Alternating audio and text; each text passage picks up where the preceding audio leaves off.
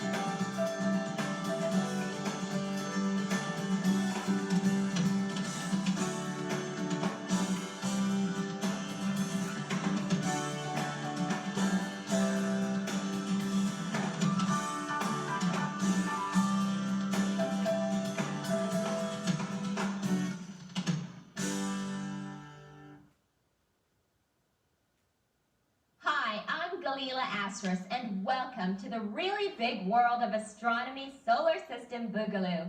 We're just raring to get into all kinds of neat stuff about planets in the solar system and those weird faces on Mars. In the next couple hours, we'll do our best to augment your knowledge of the astronomy of the solar system. We'll teach you about the celestial sphere, gravity, light, the planets, and much, much, much, much more. Attention! Information to deposit in your noggin. The really big world of astronomy is a videotape. Videotapes can be paused and rewound. Well, this can be very helpful to you if you become confused, like this gentleman. And if there's something that you don't understand, rewind the tape. If you have to go to the bathroom, pause the tape. And if you're attacked by secret agents, prepare to die. Use the tape as a bludgeon. I'm here to deliver the disclaimer and health warning. The really big world of astronomy is not designed as a replacement for classroom attendance. In order to fully understand the intricacies of astronomy, you must read your textbook and go to class. Finally, the Standard Deviants would like to make clear that they were not involved in the Malta Conference of 1944 and lay no claims to Western Poland. Part 1. Introduction. Section A. What is astronomy? Every one of us is an astronomer in a sense. Every time you look up and see the stars, you're doing astronomy, just like humans have done for thousands of years. See? They had a lot of free time, too. Let's give astronomy an official definition. Astronomy is the study of everything that lies beyond the Earth's atmosphere. That's a lot of stuff. In this tape, we're just going to cover stuff that's part of our solar system. The Earth, the planets, that stuff. Let's move on. Section B, the celestial sphere. When people first started looking at the sky, they imagined that all those little lights out there were hanging on the inside of a big kind of bowl. Well, not so much a bowl really, but a sphere that surrounded the Earth. Now, we call that imaginary sphere the celestial sphere. See, here's what it looks like. On the inside is the Earth, and surrounding that is the celestial sphere with the stars on the surface. Now, we know that all the stars and planets and everything are different distances from us, but the idea of the celestial sphere is still convenient for pinpointing things in the sky. To use the celestial sphere, we're going to pretend that everything in the sky is attached to the inside of this big imaginary sky ball that encloses the Earth, even though we know everything isn't attached to it. If we imagine that all the stars and stuff are attached to the celestial sphere, it's easier to visualize their position in the sky when we're looking up at it from the Earth. Here are the terms you'll need in order to understand locations on the celestial sphere. The celestial sphere has poles in the same places as the Earth. Imagine that we set up big searchlights on the north and south poles of the Earth. The north and south poles of the celestial sphere are where the searchlights hit the celestial sphere. See how they're lined up with the Earth's poles. In between the celestial poles, right on the surface of the celestial sphere, we draw an equator just like the Earth's equator. Now imagine that we draw a line from one pole of the celestial sphere to the other. It goes from the north celestial pole, through the middle of the Earth, and right down through to the south celestial pole. The line between the north and south poles of the Earth is the axis the Earth revolves around. When we look at the stars on the celestial sphere over a period of hours, they seem to revolve around this axis. So, here's the Earth, and here's the celestial sphere around it. The Earth's north and south poles are here and here. Remembering our searchlights, celestial north and south poles are here and here. Here are the equators. Now, if you're standing here, there are a couple more terms we can use. The point on the celestial sphere that is exactly above your head is called your zenith. The exact opposite point, the one underneath your feet all the way through the Earth and on the other side of the celestial sphere, is called the nadir. No matter where you are in the Earth, the point above you is the zenith, and the point below you is the nadir. Now, imagine that we draw a great circle on the celestial sphere from one pole to the other through the zenith of our position. This line is called our meridian. Enough about the celestial sphere. Let's talk about something else. Let's say you're looking at some strange planet. How do we know which way is north? Use the right-hand rule. To use the right-hand rule, point your fingers in the direction the planet rotates. Your fingers should curl around the planet, as if you're grabbing it like a ball, and your fingers are pointing the exact same way the planet rotates. Now stick out your thumb. That way's north. I know. You're thinking, this doesn't seem to be very helpful. Well, if you're lost, it really isn't. But when astronomers look at other planets, this is how they decide which way is north on those strange and different planets. Here, try it with this guy. Curl the fingers of your right hand in the direction the planet is rotating. Okay, so the fingers of your right hand are pointing in the direction of the spin. The way your thumb is pointing is where the north pole of that planet is. Okay, so now you know how to deal with the sky and the planets. Is there anything else you need to know? Section C, other stuff you need to know to understand what we're going to tell you in the rest of the tape. Here's some terms that will come up sometimes in the tape. We'll go over them now so you won't be confused later. He's got a wrench in every star. He's Murray, the astronomy mechanic. I really hate that. Let's have a look at the first two terms you're gonna need to know. Rotation and revolution. Rotational period for a planet or moon is how long the planet or moon takes to rotate on its axis 360 degrees once around. The Earth, for example, completes one rotation every 24 hours. One revolution for a planet or moon is one cycle around whatever it orbits. You know, the moon orbits the Earth orbits the sun.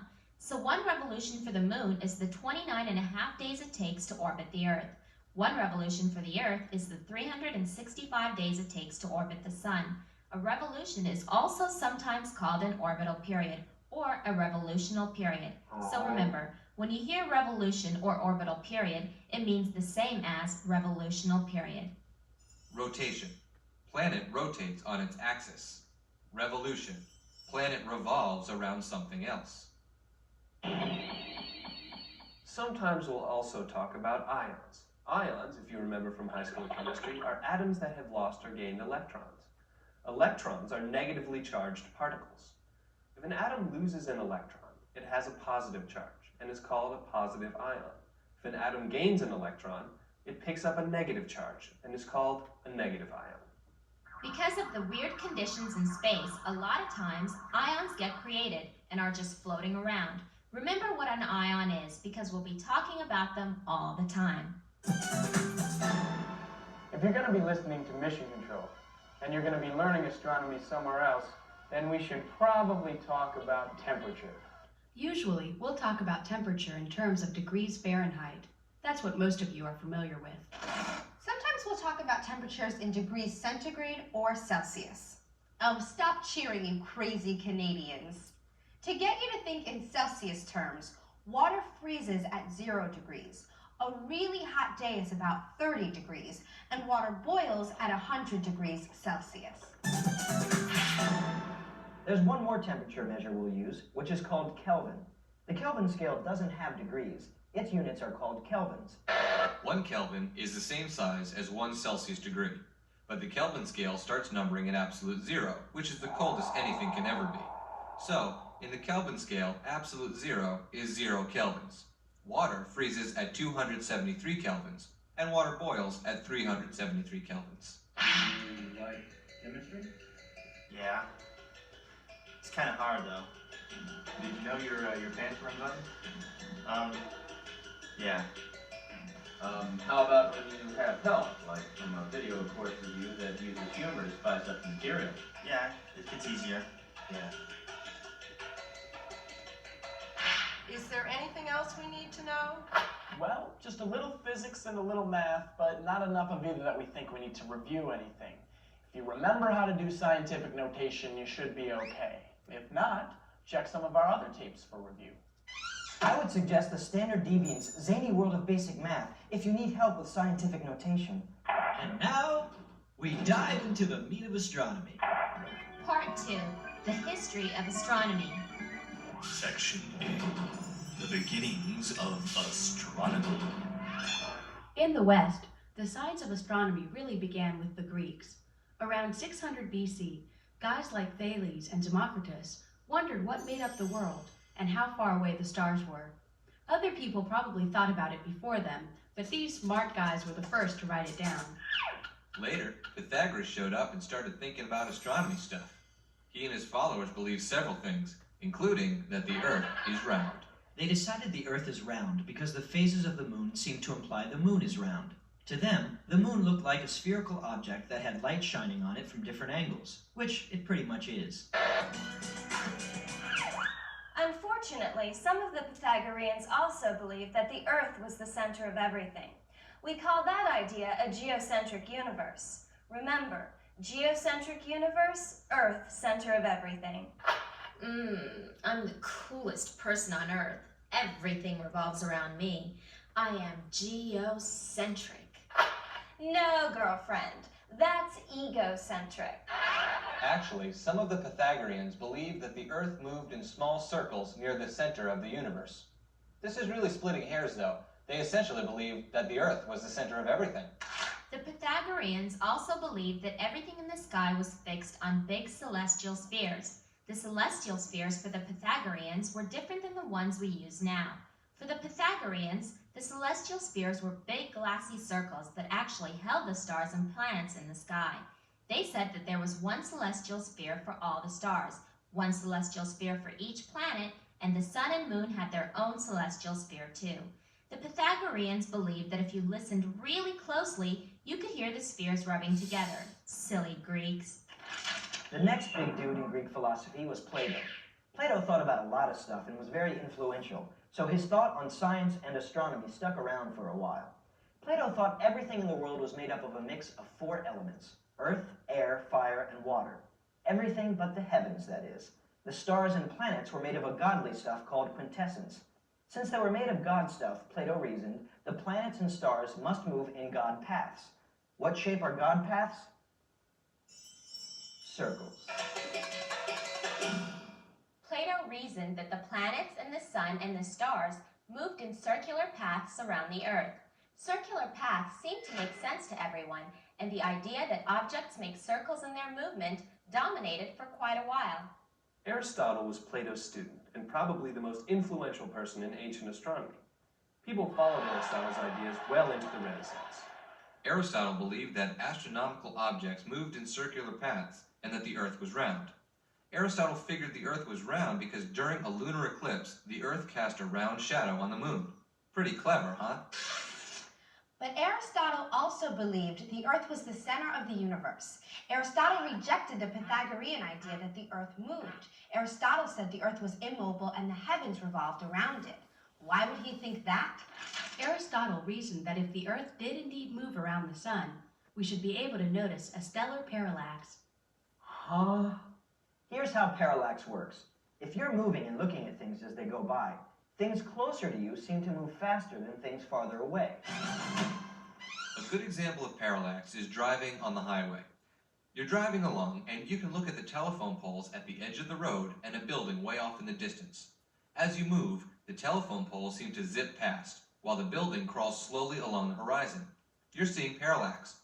The nearby telephone poles move faster than the faraway building because the position you look at them from is changing so quickly. Aristotle never zipped around on the Autobahn, but he never had to. You can see parallax no matter how fast you're moving. It's just easier when you're going fast. So Aristotle thought about parallax and figured that if the Earth moved, we should detect a shift in position between nearby stars and faraway ones. Aristotle tried to detect parallax with the stars and couldn't. The only reason that there wouldn't be parallax was if the Earth weren't moving or if the stars were so far away you couldn't see their parallax. So Aristotle reasoned that the Earth didn't move. To Aristotle, it just didn't seem plausible that the stars could be so far away you couldn't see parallax for them. Aristotle said the Earth was the center of the universe, and everyone believed him. After a while, the Catholic Church even decided that it was a sin to believe otherwise. Let's see. After Aristotle, people continued to believe that things moved in circles. Ptolemy tried to incorporate the idea of a geocentric universe with the planets moving in circular paths around the Earth. Ptolemy's model was really complicated and looked something like this. The planets made their orbits around the Earth, but as they did, they also moved in small circles along their orbits. This model tried to explain the movement of all the planets, including retrograde motion. Retrograde motion is something that happens to planets. If we look at where a planet is in the sky every night, it tracks a slow, steady line across the sky. But sometimes, when we're looking at a planet that is farther away from the sun than we are, its position in the sky seems to jump backwards. This is retrograde motion. Retrograde motion happens because we're moving at different rates than the other planets. Sometimes the planets can seem to move backwards in the sky. This happens because the Earth is moving faster than they are, kind of lapping them. Imagine you're in a car going around the inside lane of a racetrack. Every 5 seconds, you look up to see where the car in the outside lane is. The first time you look, the car is ahead of you. The next time you look, the outside car is going around the turn, so it seems to have moved ahead to the left. But now, the next time you look, you've gone into the turn too, and since you're on the inside lane, you make the turn faster and you catch up to the outside car. When you look out the window, the outside car is right next to you. If you didn't know any better, you'd think the outside car moved backward. That's how retrograde motion works. It's when something seems to move backward because you're catching up to it and moving past it. Some other Greek astronomers made important and accurate discoveries. Aristarchus believed in a heliocentric universe, meaning that the sun was the center of the universe. Of course, he couldn't prove it. Eratosthenes, using trigonometry and careful observation, measured the circumference of the Earth within 1% of its actual size. Hipparchus discovered something called the precession of the equinoxes. This refers to the fact that the Earth wobbles like a top as it revolves. The wobble makes the North Pole point at different places. The wobble is really slow, however. The North Pole makes a full revolution and points back at the same spot every 26,000 years. The wobble of the Earth causes the identity of the North Star to change. The North Star is the star that the North Pole is pointing at. Right now, the North Pole points pretty close to Polaris, which is our North Star. The ancient Egyptians had a different North Star because the pole was pointing at a different place. The Egyptians' North Star was Thuban. The Roman Empire fell. Europe went into the Dark Ages. People in Europe were too busy warring on each other and getting the plague to do any science. The rest of the world kept working on astronomy. Arabian astronomers in particular provided a vital link between ancient and modern astronomy. Many of the trigonomic formulas, and even the names of the stars, come from the work of medieval Arabian astronomers. Renaissance scholars used the work of Arabian astronomers when they began working on astronomy again in the 15 and 1600s. Section B, the Copernican Revolution. In 1250 AD, the King of Spain decided he wanted to know where all the stars and planets were in the sky, and where they would show up in the sky every year. So he commissioned a group of astronomers to compile a star almanac. The Spanish astronomers used Ptolemy's model of the universe to compile their observations and make their predictions. Ptolemy's model was that really complicated one that used planets rotating in smaller circles on bigger circles. There it is, that's the one. Okay, back to the Spanish astronomers. Their star almanac failed to predict anything about the sky with any accuracy whatsoever, except, of course, that the sky would be dark during the night. Ptolemy's model was horribly complicated, and it hardly worked. And it contradicted one of the most famous philosophies of the time, Occam's razor. Kind of a weird name for a philosophy, but that's what they called it. Occam's razor stated that the best theory is the simplest one. It makes sense, doesn't it? So, Ptolemy's model was really complicated, and it directly contradicted Occam's razor. Everybody knew that, but they tried to ignore it because no one had any better ideas. The earth is like a great hock of mutton with onions and potatoes and very small green things that taste faintly of curry, but lunch break. In 1473, Nicholas Copernicus, a clergyman in a Roman Catholic cathedral, wrote a brief statement. Essentially, it said, "We live in a heliocentric solar system. The sun is the center of everything." Now, if you remember, the Catholic Church said the Earth was the center of the universe. Despite this, the Church didn't seem to care that Copernicus was announcing his belief in a heliocentric solar system. Mostly it was because his statement was poorly written and not many people paid attention to it. Besides, Copernicus was working on calendar reform, which the Church really wanted done, so they figured they'd leave him alone until he was done with the calendar. So Copernicus wrote some more. He made a whole book. In the book, he continued to argue that the Earth revolved around the sun. God would surely find a simple heliocentric universe more pleasing than the complex Ptolemaic model he wrote.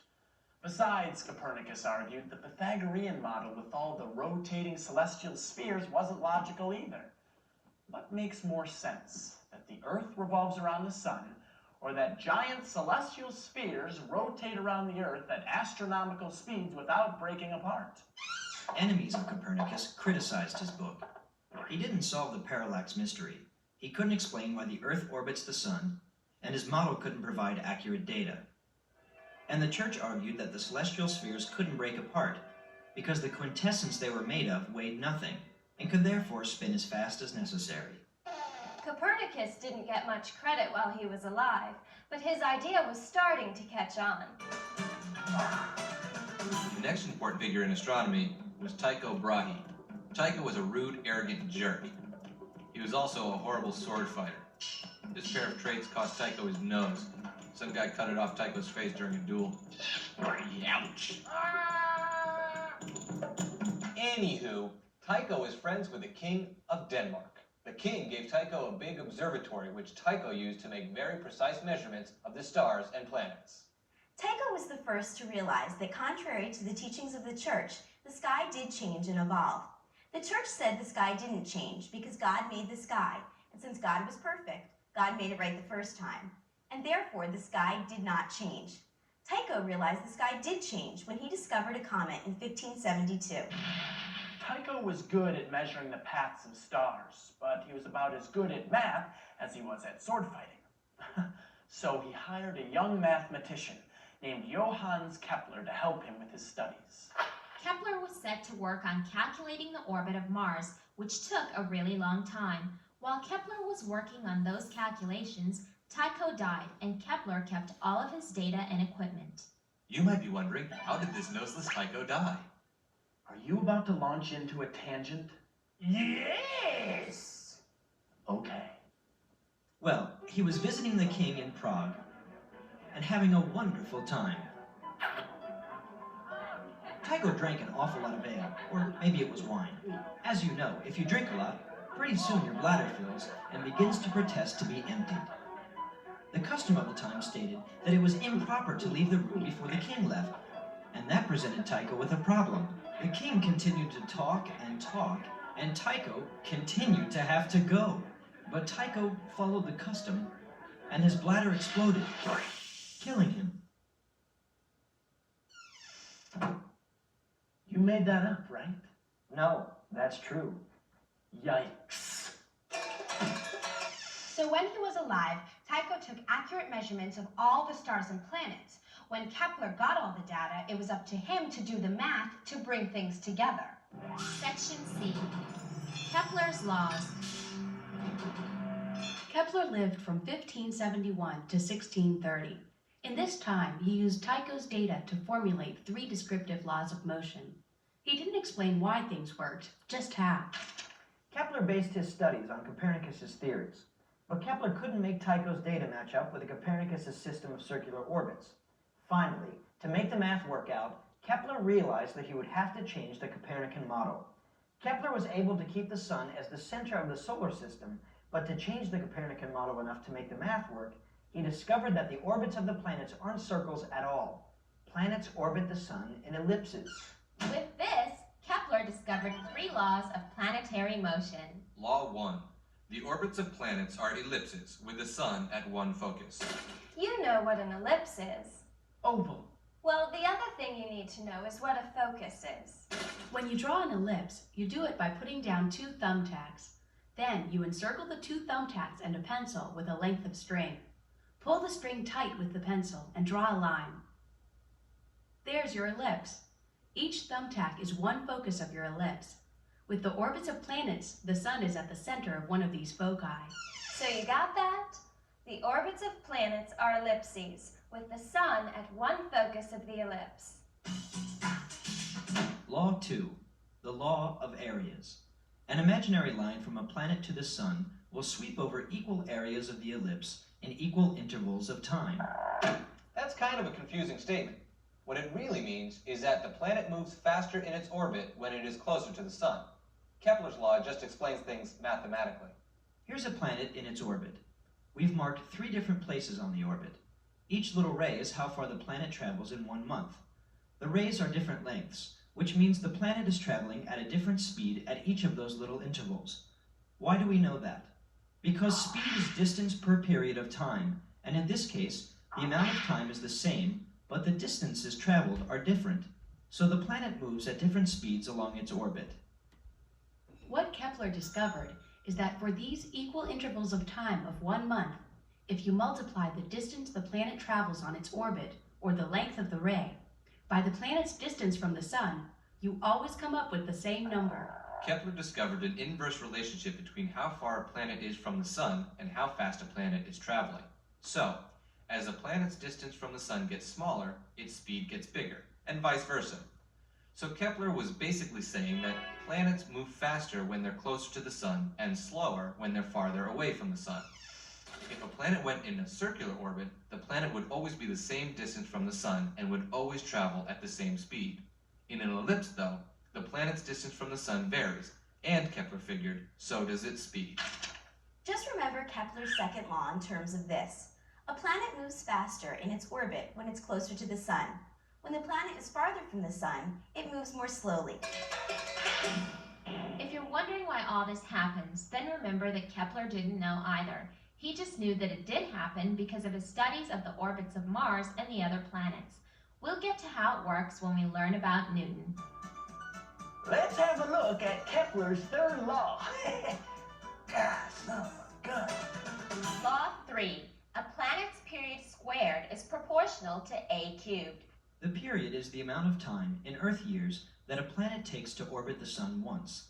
The period is measured in Earth years, not days, so the Earth's period is 1 year and not 365 days. So, like we said, a planet's period squared is equal to a cubed. But what is a? A is the length of the orbit's semi-major axis.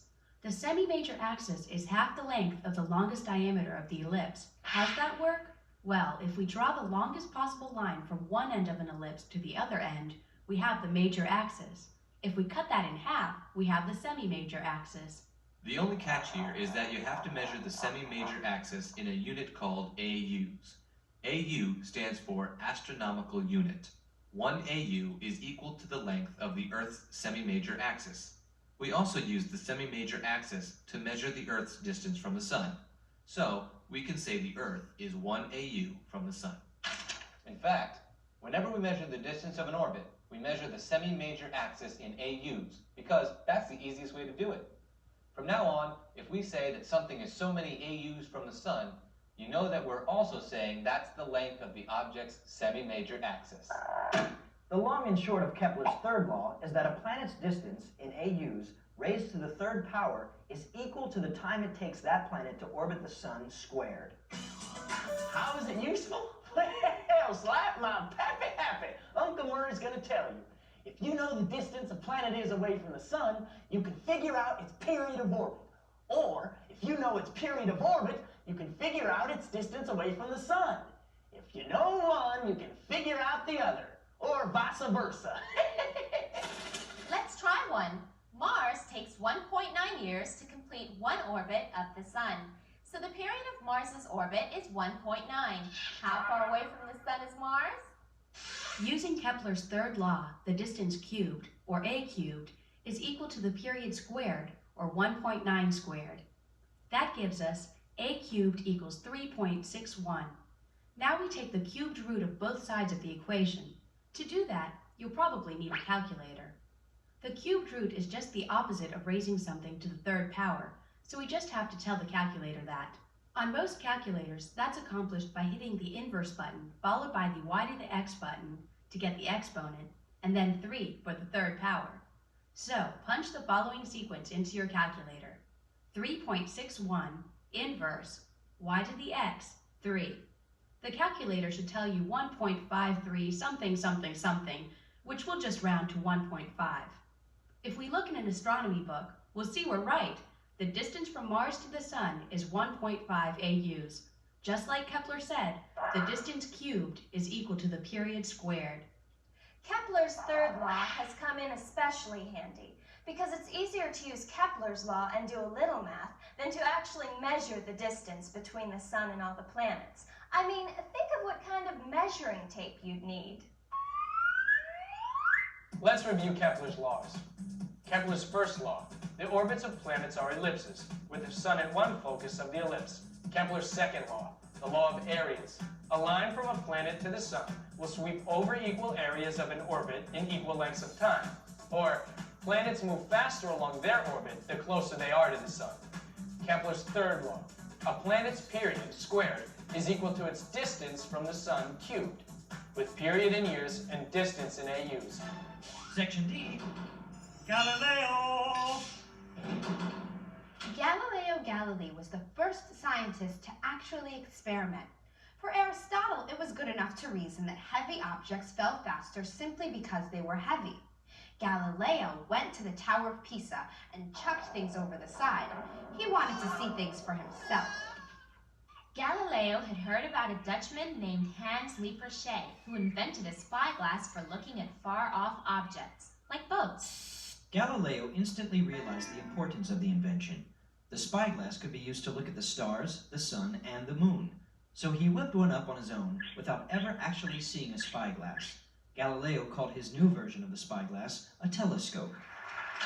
Just about everything Galileo looked at disproved something that Aristotle or Ptolemy had said. The moon was not smooth like Aristotle claimed. It had ridges. The sun wasn't smooth either. It had blemishes and spots. Galileo observed different phases of Venus, leading him to think that the planet orbited the sun.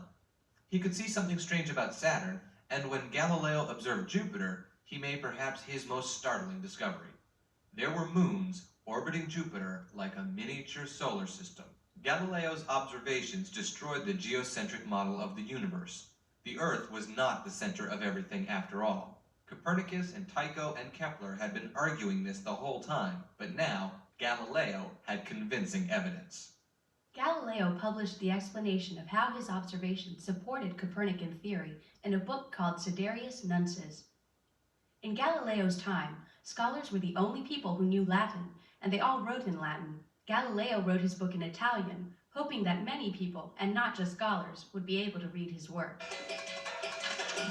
The book received widespread attention and was quickly banned, and church officials criticized Galileo's work.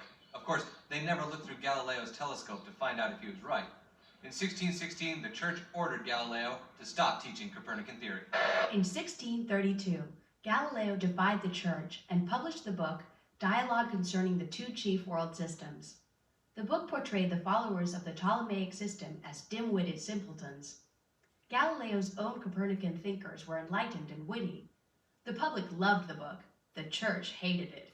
The church was so angry, in fact, that they arrested the 70-year-old Galileo and forced him under threat of torture to denounce his own works. Galileo did, but by that time it was too late. The word was out. Scholars continued to pursue the theory of a heliocentric system. Galileo died on Christmas Day, 1642, the same day that Isaac Newton was born. Section E. Sir Isaac Newton. Newton went to college at Cambridge, but in 1665, the school was closed to help prevent transmission of the plague. Newton spent the next year in his uncle's farmhouse out in the middle of nowhere. In the year and a half he spent in the farmhouse, Newton performed some of the most incredible intellectual feats of human history. He created calculus. He discovered the laws of motion. He began to formulate his ideas on the universal law of gravitation. In that same period of time, Newton also performed one of the most boneheaded feats in human history. He didn't publish his work or tell anyone that he was doing it, and then he lost all his notes and documentation. 20 years later, Newton's friend Edmund Halley stopped by to visit. Halley and his buddies in London had been trying to figure out what force could possibly hold a planet in an elliptical orbit. Halley asked Newton to help them figure that out. Newton said, I already did that. As I'm sure you can imagine, Halley was a tad bit surprised. Through several months of convincing, Halley persuaded Newton to publish his work. Newton remembered what he could and published it in a book called Principia. Principia contained all of Newton's work, and we'll go over it here, except for the calculus, that is. No calculus?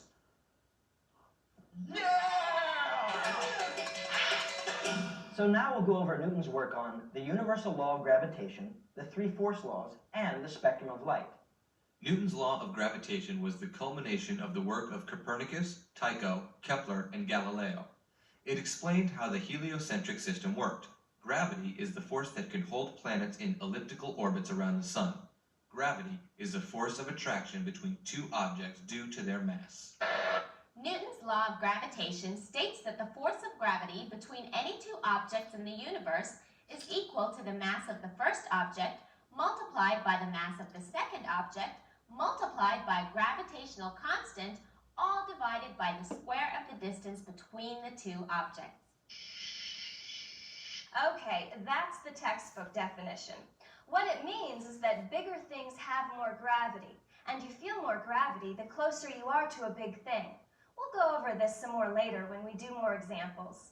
Let's move on to Newton's laws of motion. Kepler's laws explain how planets move in their elliptical orbits, but Newton's laws of motion explain why the planets move the way they do. There are 3 laws of motion. You've probably heard of them before. Law 1. All objects at rest stay at rest. All objects in motion stay in motion in a straight line and at a constant speed unless acted upon by another force. See, the unconscious astronaut will drift away from his shuttlecraft in a straight line forever, or until another astronaut comes and picks him up. Law 2. Force equals mass times acceleration, or F equals ma. A force is an action on an object that causes the object's movement to change. We measure force in newtons. 1 newton is the force it takes to change the motion of 1 kilogram of something by 1 meter per second every second. Law 3. For every force one body exerts on a second, the second exerts an equal and opposite force on the first.